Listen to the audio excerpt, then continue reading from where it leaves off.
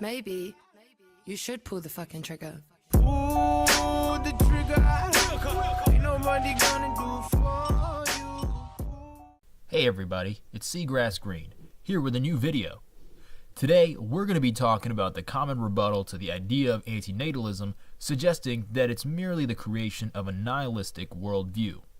At its core, antinatalism is the understanding that there is inherent harm in bringing forth new human life.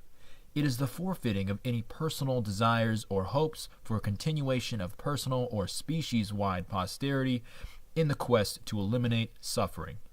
It is the acknowledgement that our actions do have consequences that do negatively impact others and impose suffering. And it is this realization that we have the potential to change that by not reproducing.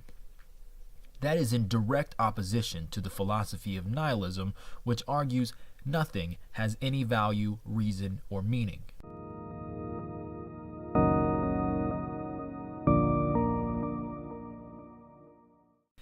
It is often argued that the reason antinatalists feel the way that they do is because of some view of life as pointless and devoid of meaning. Now, I can't speak for all antinatalists, but at its core, antinatalism is the fight to avoid the suffering of future but currently non-existent people. It is precisely because we care and see the very real nature of reality and those who suffer within it that we feel the need to prevent future generations from ever having to experience suffering. I once embodied a far more nihilistic view of life as meaningless, valueless, and inconsequential. I was raised in a Christian household, and despite being sent to Sunday school and calling myself a Christian, I always had my doubts. For many years, especially after I later became an atheist, I had a very nihilistic view of reality. In my mind, with no God, we were little more than hairless apes on a floating space rock in an impossibly large universe. We don't matter. Nothing matters, is what I thought. But what changed for me was an epiphany about life I had when I was around 16. The truth is that in the grand scheme of the universe, we are meaningless. The universe will carry on as if nothing happened with or without us.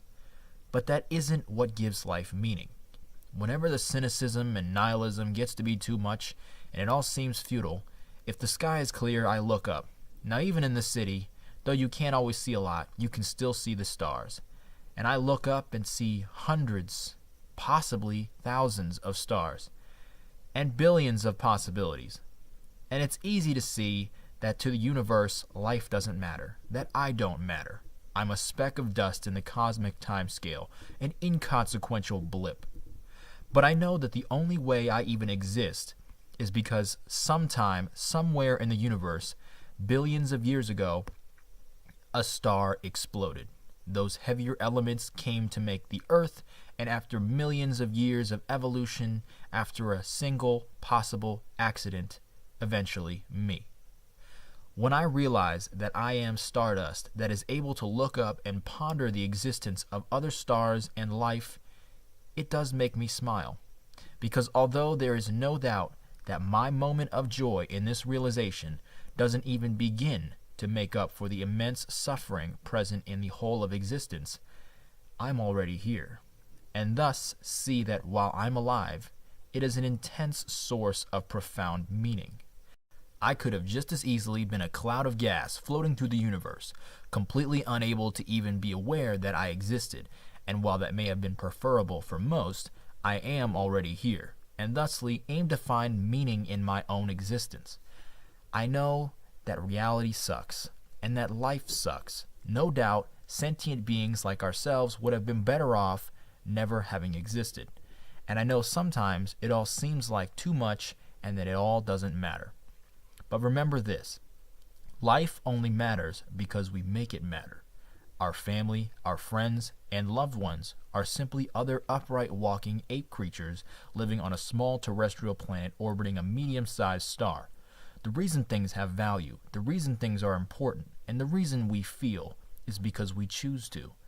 I'm not naive enough to think it's easy or even quick to understand this. But choose life because you're already here. Choose yourself because you're the only thing that you can be, and realize that you matter even if others don't see it that way.